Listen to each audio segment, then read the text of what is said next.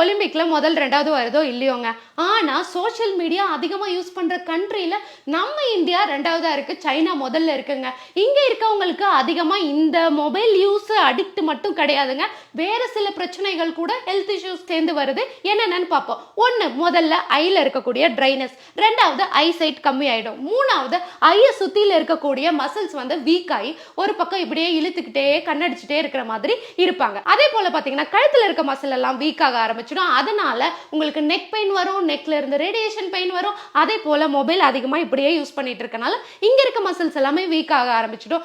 ரொம்ப ரொம்ப முக்கியமா தூக்கம் வராது, ஸ்லீப் சைக்கிள் வந்து டிஸ்டர்ப் ஆக ஆரம்பிக்கும். அதனால ஹார்மோனல் இம்பேலன்ஸ் வந்து அதனால உங்களுக்கு ஒபேசிட்டி, டயபெட்டிக், பிசிஓடி இந்த மாதிரி பல பிரச்சனை வர ஆரம்பிக்குங்க. மொபைல் யூஸ் பண்றது மட்டும் இல்லைங்க, ஃபியூச்சர்ல இந்த பிரச்சனையிலையும் இந்தியா வந்து முதலிடம் வர்றதுக்கான சான்ஸ் நிறையவே இருக்கு. அதனால மொபைல் யூசேஜை கம்மி பண்ணிடுங்க. 2 to 5 hours வரைக்கும் மினிமம் இந்தியாவில் இருக்க ஒருத்தவங்களும் ஃபோன் யூஸ் பண்ணிட்டு இருக்காங்க. அதனால அதை கண்டிப்பா கம்மி பண்ணிடுங்க. தேங்க்யூ. இந்த மாதிரி டிஃப்ரெண்டான இன்ஃபர்மேஷன் எல்லாம் உங்களுக்கு தெரியணும் அப்படின்னு நினைக்கிறீங்கன்னா மறக்காம என்னோட சேனலை ஃபாலோ பண்ணிடுங்க. தேங்க்யூ.